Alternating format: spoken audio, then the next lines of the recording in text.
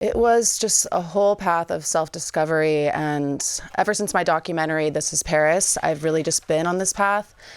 And I just felt that it was time just to tell my true story, since the media has written my narrative for the past 2 decades, and it wasn't really who I was. Let's start off with a bit of light. We'll go to the dark. We'll go everywhere for what we have time for. The book has it all. It has it all. First of all, one of the heroes in the book, and there are many, Graham Cracker. Yes. Tell us about her. Graham Cracker is my grandmother. She passed away from breast cancer, and I miss her so much, but she was such a force of nature and just such like a brilliant, empowered woman, and she's always my inspiration since I was a little girl. How did she look after you? What did you learn from her? I just learned so many things, how to be confident, how to really just be a good person, how to paint. She was very artistic. I love when you talk about getting a job. You fancied getting a job, and you and your pal were talking about modelling, and your mum and dad said, yeah, it's great to get a job. And then you said that you let them know what was on your mind, and they said, no, we meant babysitting. How did that go? Yeah, my parents were very strict. They didn't want my sister and I in the modelling world. We moved to New York. So when we asked for a job, I was like, I'm not really into babysitting. It's more fun on the runway. And how long was it from that moment before you actually were paid for modelling? So was it a good few years after that? No, I actually just went behind her back and went into all these different modelling agencies and started walking in the shows and shooting campaigns. So I just did it on my own without asking. Let's talk about one of the many chapters which were such a revelation for all of us reading it. And we were so admiring of the fact that you went there. And it seems that you gathered, confidence is the wrong word, but as you wrote more, you thought, no, this feels right. I got to carry on with this narrative. There's a chapter where it begins, and as one's reading it, you think, okay, this is the beginning of a kidnapping, which is what you thought at the time. Can you speak to the beginning of this few chapters, if you don't mind? Well, when I was 16, I was sneaking out and getting bad grades, and my parents sent me to this boarding school, and one of the ways that they send kids there is these people called transporters. So they came in my room at 4:30 in the morning and said, do you want to go the easy way or the hard way, holding up handcuffs? And then that's when they brought me to this string of like boarding schools, which I wouldn't even call them schools because they were just the most traumatic and abusive places I've ever experienced. And you were warned about, the potential of being kidnapped anyway by your mum and dad. And your mum and dad were in the house at the time, and you thought you were being kidnapped. Yes, I thought I was. For ransom. I had no idea what was happening. It was just such a scary situation. Okay, and then on from there, this was only the beginning of the nightmare, wasn't it? Yes. Can you sort of, obviously we want people to read the book, but can you give us, can you frame what the narrative of what happened over the next 2 years? It's all very detailed in the book, but basically the shorter answer of it is my parents thought they were sending me to a normal boarding school. These places are extremely abusive. I kept running away. In the book, I talk about just so many stories of escaping these places. And I spent 2 years of my life in these places, and one at Provo Canyon School for 11 months. I didn't see sunlight or breathe fresh air for that the whole time, and it was just extremely traumatic every single day. And I couldn't tell my parents because anytime I tried to, they would immediately grab the phone and take away my phone privileges and tell my parents that I was lying. And this is all part of the sale of these schools? Yes. So-called schools? These places, they're still around. There's thousands of them now. It's turned into a multi-billion-dollar industry, and hundreds of thousands of children a year are getting sent to these places. Hundreds of children have died, and people had no idea what was happening until I started telling my story, and more survivors came through and felt comfortable enough to be believed.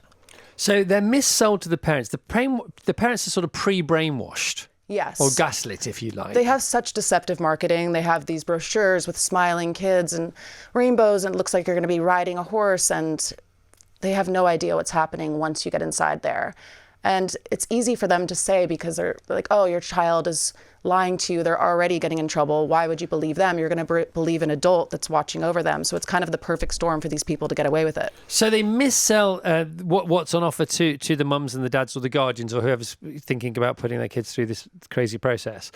And then they pre-warn the same parents that these are the stories you will then get back from your kid. And by the way, this is a playbook that the kids go through, and it's all fantasy, it's all made up. So really, they've got you sort of done and dusted before you even are kidnapped from your own home. Yes, they have calls with the families. They send in all these different just letters explaining what's going to happen. Your kid's going to say they're being abused. Basically, everything they're doing in there, they're warning the parents that it's all lies. Kids are going to make it up. Yes. So how many times, I mean, as time is a great healer, and you talk about being a little Houdini, don't you, about the fact that you escaped several times. Can you just speak to a few of those escapes, if you don't mind? Because they were genuine escapes. Yes. Like from prison. It was, or worse. It felt like you were in prison. These places are so dehumanizing, the way that they treat you. And I would just escape through mountains, on Greyhound buses for days at a time. And again, the school had this sort of sealed up because they talked to the cops and they said, oh, another one of those crazy kids has escaped. So even the cops didn't know. Everyone's in on it. All the people who live around the schools, the cops. Oh, they are in on it? They're getting paid if they find the kids. So it's just this whole... It's really just messed up, just what's happening in this industry. Vassos was saying the same thing. Rachel was saying the same thing. The more because we get up really early. So, we were reading the book yesterday thinking, chapter after chapter, we had to keep checking whether this was a plot of a film that you were in, and it's like, this was your life. This was, it's insane. It's insane. I know. I read it. Properly insane. I can't believe that I've survived it. You did it. I'm a badass. You got through. You are a badass. and then, so if you look at what happened after that, when you finally escaped, and your mum and dad still didn't really believe you, did they? For ages and ages and ages. Yeah. And then you look at the success that you enjoyed. I suddenly understood why you were so joyful, because you'd had it so awful. And so, a lot of the people that work on the show, my wife as well, friends of mine, lots of gay friends of mine, they love you. And I said to them, I wanted to know why, they said, and a lot of people say that, I don't know, she just has something, she always had something. She just connects with me. My little boy, who is 10, saw me reading this book last night. He never comments on books that I read, and he wears dresses, and he's into theatre and school. He heels. He's into the lot. He loves it. And he said last night, he came in my bedroom to kiss me goodnight, and he said, who's that? And I said, she's called Paris Hilton. He said, she's beautiful. And he couldn't take, and it's only a picture, but it was the beginning of the connection that I've experienced so many times over the last 24 hours. And so you have this aura about you. It's amazing what can be conveyed if there's a depth to it, even if people aren't aware of it. Thank you. I'm going to cry. That's so sweet. And I just want to say hi to your son. Eli. Hi, Eli. He's be at school. I'll play this, but oh my goodness me, he's gonna be so thrilled. He's your new biggest fan. I love him. If you were remaking My New Best Friend, he would be up for it. Okay, let's talk about the TV shows. Let's talk about your first TV show. Was it the foundation stone for reality TV? I talk about your show quite a lot, and I talk about the Osbournes, because they were both similar but representing different sort of ends of the reality TV genre. How did it come about? It was an instant hit, of course it was. Tell us more.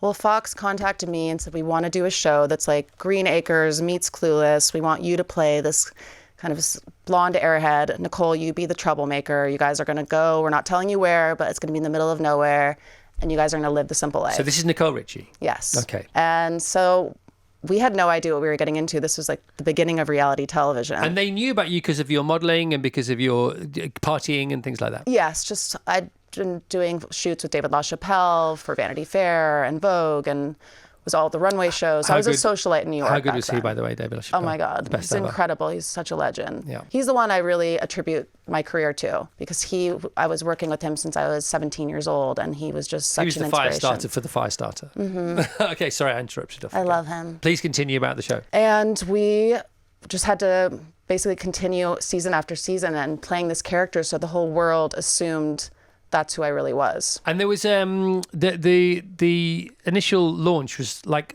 off the charts, wasn't it? The We had show like won. 13.5 million viewers first night. Which was massive. Nobody knew about the genre. Yes. And then the week after, I mean, something happened in between and around that. But the week after, the viewing figures went up, and that's when you know you got a hit. Yes. If number one if show number one has a sizzling audience figure, then that's fine. It's great. The series has a chance. Show two is higher than one. It's like all bets are off. What did it feel like? What was it? What was the experience of that? It was just so exciting. That show I'm so proud of. I love that it's so timeless and people are still enjoying it today. And I cannot believe it's about to be the 20-year anniversary in December. Nicole and I were just talking about that the other day. It's just insane that it's been that many years since it started. Isn't it interesting when you get to an age, because you're in your early 40s now, aren't you? And you get to an age when you get the first time round again, because there's nostalgia happens for the first time to many people, including yourself and the viewers and your fans, and you get to live it again with a bit of perspective, and it's almost better, would you say? Yeah, definitely. Okay. Early on in the book is party tips. There's only 3 that you need. Number 1, stay hydrated. Number 2, stay pretty. Tipsy can be cute, but drunk is gross. Number 3, wear boots like good, sturdy platform boots and comfortable clothes so you can dance all night and easily climb in and out of our windows and over fences as needed. Is that reverse engineering, that strategy? Is that what you realised, or was that from the get-go? That was probably from what I experienced as a teenager, just learning that way. Talking about anniversaries, tell us about the Holy Trinity photo. It's in the book. It's great. It's part of it. It's an amazing part of the book. The Holy Trinity photo, how it happened, and the fact that a photo's iconic when it gets its own anniversary. Over to you, Paris Hilton. That was just a night out. Brittany and I were over at the Beverly Hills Hotel at our friend's after party, and we were bored, so we literally jumped out a window, snuck out, and then when we got out, there was just hordes of paparazzi, and then we got in the car, and then Lindsay started walking over, and then we all were in the car together. And the reason it was, I mean, when the stars align, because they do align, don't they? And if you do the right things, hopefully the right things happen more often than not. So you had a 2-seater. It was a very flash car, very gorgeous car. Yes. And it was the fact that it was a 2-seater that ended up as one of the chief ingredients of making the photograph iconic. So what happened? Who was climbing over who? Or it was me, Brittany in the middle, and then Lindsay. So I see. So Brittany gets in. So she's already in the middle. She's already on the jump seat, as it were. Yeah. Well, we were just riding before. We went there together, the two of us, and then we left with the 3 of us. Like the Beatles. I mean, they often say that the reason the Beatles were so successful is because there were four guys who got together who could have had their own band, but decided to be in the same band. So you had 4 band leaders in a band. Is that how it felt with Lindsay and Brittany? It didn't feel, it just felt like another night out in LA. And then the next morning, this was our life back in LA. This was just how it was. And it was then the next morning, just to see it plastered everywhere, I was like, what? This was just us going home. It wasn't that big of a deal. But you realised it was a big deal. Well, after, in the time of it happening, no, just another night out. How crazy was it? So are you in the hills? Are you above Sunset? Is this what we're talking about? You're around that area? Now I don't live there. No, but then. Yes. Okay. So because it's a stroll down to Sunset, isn't it? To yes. the Strip. I used to live right on Kings Road, which was literally a few blocks from Sunset. Right. And how? I mean, was it every night? Did you have nights off or? I used to go out so much. I am such like a homebody now. I don't even know how I used to go out so much, but I loved the nightlife. I lived for it. And now, like, I won't go unless I'm working. If I'm DJing, I'll be there. But other than that, I would so much rather be home with my baby and my husband. I get it. I just like an introvert now. No, we did the same. We did the same thing. We had this big TV show in the 90s. We went out all week, and then we stopped for an hour, did the show, and then did it all again for another 6 days and 23 hours. It was exactly the same. London used to be so much fun back in the day. Tell us about partying in London, then. Oh, it was just so much fun. I remember Wednesdays at China White were just epic. We used to go to, what was that underground? Cabaret. Not Madame Jojo's, was it? On Thursdays. This was like 20-something years ago. Did you ever go to Atlantic Bar? Were you around for that? And 10 rooms and things like that? China White was just after those. China White sort of took over. Yeah, that place was so cool. Yeah, so super cool. You just always find the next thing exciting, don't you? You are just moving and grooving because you know that life is fluid, and the more fluent you are and accepting of that, and we're only here once, and just get on with it. I feel, life is short, make the most of it. I'm an Aquarius. I'm a very creative person. Also with my ADHD, I'm constantly just thinking of ideas and thinking outside the box and being a risk taker and You just talk doing about it. that a lot, ADHD. Eli is an HDA brother or sister and or sister It's of a yours. superpower. It is a superpower, and it's now taught as that, isn't it? There are people because Eli's the same. Just he was we sent him to school. Of course we did, because that's the law. Otherwise you get arrested. But we sent him to school to do something he wasn't able to do: sit still and write and read. He couldn't do those things. Yeah. So people used to refer to those as learning difficulties. We call them learning differences, and therefore he has to express himself differently. And so it comes out as song and dance and energy. I arrived home yesterday from work. We have a bridge near us across the river. And I was arriving home. I was about to turn into our house. And Eli was coming home from school and he couldn't see me, right? And so it's interesting to see people you know and love when they don't know you're watching. And he was coming across the bridge and he was skipping. He was on his own. He was skipping and cheering, laughing and singing over the bridge. And I thought, there you go. Bottle some of that and sell it. That's the thing, isn't it? It's energy as well, isn't it? It really is Bless. energy. And back when I was a teenager, no one was talking about ADHD. So Did you know? When were you diagnosed? I didn't know till I was 20. Right. So I just thought, I can't concentrate. I have no attention span. I'm getting all these bad grades, but I don't know. I just couldn't sit still. I just needed to be doing things. Isn't it? Your legs tapping even Yeah. now, isn't it? You got the thing going on. I love it. I love the fact it's so interesting. It's such a great tell. It's not a bad tell. It's a good tell. I see it a lot when we're interviewing people. I think, when people are, and that's that whole thing. They couldn't concentrate. Or she found it difficult to concentrate as a child. That's concentration is the gold medal. Well, why does one have to concentrate ever as a human being, unless your life depends on it or somebody else's life? Why is concentrating? Finds it difficult to focus. Good. Finds it easy to focus. Really? Or you need to worry about that. You could sort of flip it, don't you? 100. I think you should also watch with Eli this movie. It's a documentary called The Disruptors, Right. and it's all about ADHD and so many people in the industry who have it, who are such brilliant business and so successful, and they've really harnessed the superpower. You talk about it in the book, don't you? Of course you do. Yes, you and should you check it reference out. Marilyn Monroe a few times in the book Yes. as well. And she has that great quote about don't have regrets, And because regrets, you can interpret them and beat yourself up and get into a negative thought loop of saying that they are mistakes. Okay, well, they might be mistakes, but if you don't make mistakes, you're not trying hard enough.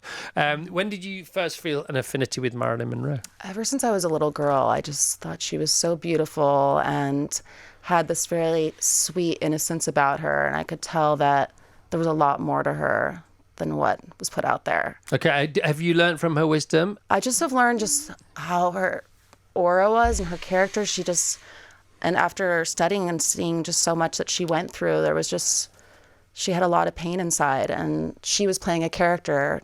And I think that's a lot of people do when they have trauma. Now, lots of people have you wrong, and this book will definitely set them right. And it's a real eye-opener. It's a fantastic book. It's like one of the most striking. We read these for a living. We interview people that have written them, and some who haven't written them for a living. And this is right up there. It really is right. It's absolutely amazing. One of the revelations in it is that you weren't the Hilton Hotel heiress, were you? That is a misconception. Yeah, everything I've done on my own. I've never taken anything from my family since I'm 17 years old. But your mum and dad, they are successful and they are wealthy, but that's because of a real estate company. Yes, that's something that my grandfather always instilled from Right. my great-grandfather to my grandfather, and then passing it on to my father and to my sister and brothers, that hard work ethic. And that things aren't just going to be handed to you. And I think that's so important when raising a child, because you can give them everything, but you'll just destroy them and spoil them. So I feel lucky that I was raised that way, because I don't think I would be the businesswoman I am today if not. I didn't realise I bought a house from your dad. Really? And I bought Nicole's dad's old house on Oriel. Did you ever go there? I grew up there. Did you actually? Yes, I grew up there. Nicole and I snuck out of there many a nights, and I couldn't believe it. I love that house. So do I. sick. Don't have it anymore. That's for so sure. nice. It was the best, wasn't it? Mm-hmm. So it was the house that has the pool went into the main bedroom, and it went into the kitchen. So you could get up in the morning, you could get out of bed, you could dive into the pool, swim through the garden from the bedroom, and swim into the kitchen for a cup of tea. Did you cool. do that? Oh yeah, of course. Did you play on the tennis court? Yep. Did you stay in the guest house around the back? We were everywhere in that house. It's the best, wasn't Just exploring, having adventures, so many fun memories. Yeah, wow. Oh, wow. yeah. And Brittany lived up the top in the cul-de-sac. How is everyone now? Do you keep in contact with people? Do you get... Everyone's doing really good. Yeah. I was just writing with Lindsay yesterday. Yeah. She's pregnant. I'm so excited for her. Yeah. And Brittany's happy and married. It's Yeah. just like the Holy Trinity is all grown up. The Holy Trinity. Will we see you back together again? Can you get an old McLaren from someone or a Mercedes McLaren from someone to That would be fun. for Recreate a big it. birthday or something like that? 25th anniversary, Oh something my like goodness. that. What is your intention? No expectations. What is your intention? What are your objectives for the next few years, do you think? I've just been focusing on building my media company, 1111, and it's just exciting to do every business vertical, from having my own podcasting company, movie production company, television, metaverse, products, licensing, about to release my 30th fragrance, doing my second album. So I am just... Your 30th fragrance. I love that. I love that. Yeah. Wow. New skincare, new makeup. Come on, bring it on. I do it all. Wow, good for you. Like I said, you only live once. You got to make the You most of only it. live once, but if you live like you, once is enough. That's the point, isn't it? Paris, the memoir. Thanks for joining us. Paris is on the One Show tonight. She's on This Morning tomorrow. Great to see you. Thank you. This was so much fun. Good. Thank you very much, and congratulations on the book. It is such an honest story. Thank you.